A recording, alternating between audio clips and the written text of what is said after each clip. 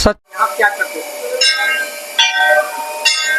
बाबा कीनाराम, भैया एक सवाल है कि बाबा कीनाराम स्वभाव के कैसे थे और गांव में जब घूमते थे तो उनका अब इस सवाल को जो चीज हमने देखा नहीं है, लेकिन जो मैंने सुना है वो मैं बता सकता हूं कि फक्कड़ी स्वभाव के थे। वो आजकल के साधु संतों की तरह चंवर लेके नहीं चलते थे, छत्र लेके नहीं चलते थे, न समाज लेके चलते थे, अकेले घुमा करते थे और समाज के लिए काम किया। उस टाइम रहन सहन किस तरह का था बाबा कीनाराम? रहन सहन वैभव से बहुत दूर था। वो एक कुटिया बना के रहा करते थे। वो जहां चला गए वहीं एक मठ बन गया। मठ में कोई सुविधा हो या न हो, 4 वैष्णव मठ उन्होंने बनाया। इसके अलावा अघोर मठ बहुत सारे बने, लेकिन ये नहीं था कि वो बहुत ही प्रभावशाली रहे हो। मठ बन गए तो बन गए, उतना फकीरी जीवन था, बहुत से काम था और कोई मतलब तो था नहीं। बाबा कीनाराम के बस जाते जाते सिर्फ आपसे बस एक सवाल लास्ट होगा। बाबा कीनाराम के बारे में किताबों में बहुत कुछ लिखा गया है, लेकिन क्या कुछ ऐसा है जो यहाँ के मिट्टी में रह गया हो और जो किसी किताब में न लिखा हो, उसे लोगों को बताने की जरूरत है? सच्चाई तो यह है कि बहुत कुछ कीनाराम जी के विषय में किताबों में उल्लिखित नहीं है।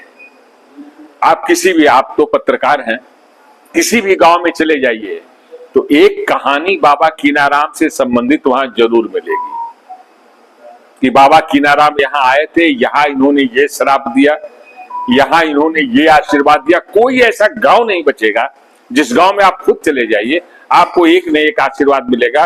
और आज भी कीनाराम बाबा की बात तो छोड़िए, झग्गड़ राम बाबा यहाँ के महंत थे।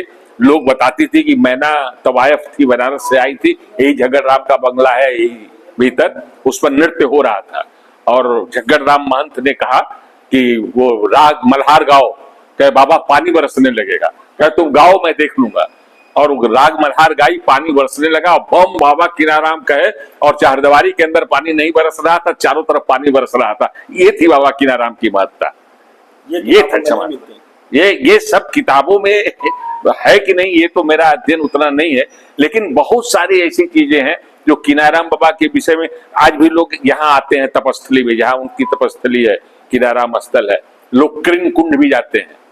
कृण कुंड इसलिए जाते हैं कि वहां उनकी समाधि है। कृण कुंड इसलिए जाते हैं कि हिंगलाज देवी की आराधना करते समय उन्होंने वहीं पर वो त्रिशूल गाड़ा। और कृण कुंड की महत्ता इसलिए भी जाता है कि वहां से भ्रमण करते हुए कालू राम से संपर्क करते हुए हरिश्चंद्र घाट पर आ गए, ये वहीं पर स्थापित हुए। तो आज भी कीनाराम बाबा का जो जन्मस्थली है, जो रामगढ़ गांव में है, आज भी है, वो बिल्कुल विकृत रूप में। भैया लास्ट सवाल कि रामगढ़ के लोग बाबा कीनाराम के अपने असर से क्या समझते हैं? अब यही स्तर है, समझ लीजिए कि बाबा कीनाराम का सो के उठते हैं तो लोग सबसे पहले बाबा कीनाराम का ही नाम लेते हैं। और किसी भी देवता को वो नगण्य मानते हैं, बाबा कीनाराम ही उनके सर्व हैं। और भगवान बाबा कीनाराम तो राम के भक्त थे, लेकिन राम का भी नाम लोग नहीं लेते हैं। सुबह उठते उठते कीनाराम बाबा का नाम लेते हैं, यही सबसे महत्वपूर्ण बात है। बस बाबा कीनाराम के जीवनी पे आज हम लोग बात कर रहे थे आपसे। जिस सिद्धांत को लेकर के बाबा कीनाराम चले थे, आज वर्तमान में गद्दी संभाल रहे बाबा गौतम राम कितना मेल खाते हैं और क्या कुछ कहना चाहेंगे गौतम राम बाबा को लेकर? देखिए, असाधारण चीजें जुड़ी होती हैं। बाबा कीनाराम को लेकर के ऐसी कौन सी कथा है जो उनको महान बनाती है? कथा तो नहीं, हम लोग उसको सच्चाई मानते हैं। असाधारण घटना जो सबसे बड़ी है यही है कि जब बाबा कीनाराम जी का जन्म हुआ था तो कई दिनों तक उनके शरीर में कोई हरकत नहीं रही, न बोलना, न रोना, न चिल्लाना। और अचानक 3 महात्माओं का भ्रमण करते हुए उनके दरवाजे पर आना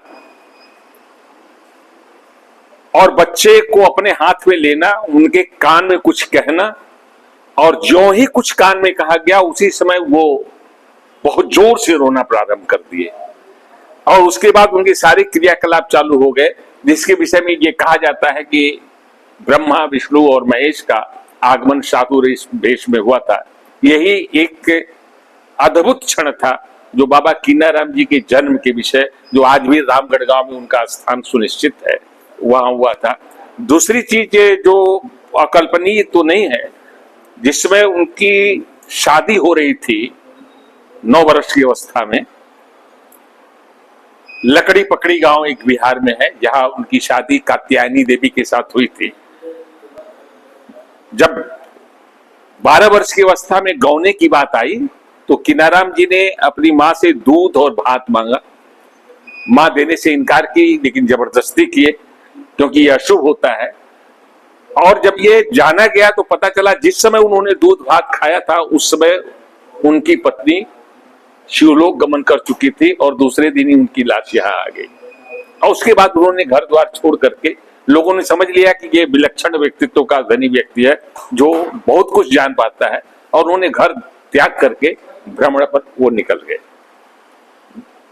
अगर पहली बार कोई रामगढ़ बाबा कीनाराम की जन्मस्थली पे आता है और वो पूछता है कि बाबा कीनाराम कौन थे, तो चंद शब्दों में बाबा कीनाराम के बारे में कैसे यहाँ के लोग बताते हैं? बताने वालों के ऊपर है। पढ़े लिखे लोग अलग ढंग से बताते हैं, अनपढ़ गवार जो है अलग ढंग से बताते हैं। लेकिन सच्चाई ये है, कीनाराम जी के विषय में अगर कहिए तो सतयुग के हरिश्चंद्र का सत्य, त्रेता के राम की मर्यादा और द्वापर के श्री कृष्ण का कर्म लेकर बाबा कीनाराम जी का अवतरण हुआ था। और बाबा कीनाराम जी को बताने के लोग यही बता देते हैं साधारण शब्दों में कि अकबर सिंह उनके पिता का नाम था, उनकी माता का नाम मनसा देवी था, उनका ननिहाल देवल था, और ये कीनाराम बाबा का जन्म यही रामगढ़ में हुआ था। 3 भाई थे, ऐन, गैन और कीना। और कीना नाम इसलिए पड़ गया कि अकबर सिंह को कई पुत्र हुए, लेकिन वो मर जाते थे, तो उनको कीनाराम के जन्म के समय उनको बेच दिया गया। बेच करके कीनना कहते हैं, उनको खरीद लिया गया, तब से उनका नाम कीना पड़ गया। और यही विशेष रूप से बताया जाता है कीनाराम जी के विषय में। गांव के बुजुर्गों से आपने बाबा कीनाराम के बारे में ऐसी कौन सी कहानी सुनी थी जो सबसे ज्यादा आपको प्रभावित की? सबसे ज्यादा प्रभावित तो किया बाबा कीनाराम जी के विषय में कि इतने पहुंचे हुए संत होते हुए भी, आज भी देखते होंगे तो बाबा कीनाराम लोग अघोरी कहते हैं, लेकिन बाल उनके मुंडन नहीं है, वो दाढ़ी मूछ रखे हुए हैं, वैष्णवी थे। अघोर तो बाद में हुए, जब दत्तात्रेय के नजदीक पहुंचे और उनसे उन्होंने दीक्षा लिया। पहले शिवाराम की शरण में गए और वहां वो वैष्णव मत को उन्होंने स्वीकार किया। और जब तनाव बढ़ा, वैष्णव जो उनके गुरु थे उन्होंने दूसरी शादी करनी चाहिए, तो उन्होंने कहा तो हम दूसरा गुरु कर लेंगे, उनको उन्होंने छोड़ दिया। तो स्थिति ये थी कीनाराम जी के विषय में, यही कहा जा सकता है कि कीनाराम जी, जो सवाल आपने किया था भूल रहे हैं हम। गांव के बुजुर्गों की कहानी जो आपको प्रभावित, गांव के बुजुर्गों के बीच की कहानी जो थे वो हमेशा दलित पददलित लोगों के बीच में, निरीह लोगों के बीच में जाकर के उनकी सेवा करते थे और समाज के लिए बहुत कुछ किया करते थे। और वो चाहते तो वो है ना कि चुटकी भभूत में है खजाना कुबेर का,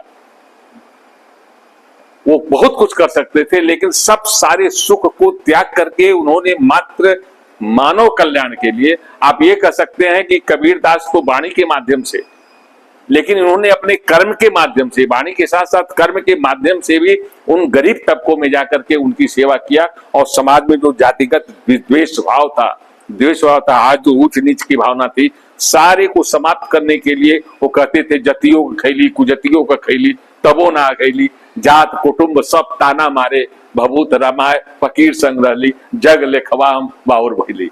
तो संसार के लोगों ने बहुत कुछ कर दिया।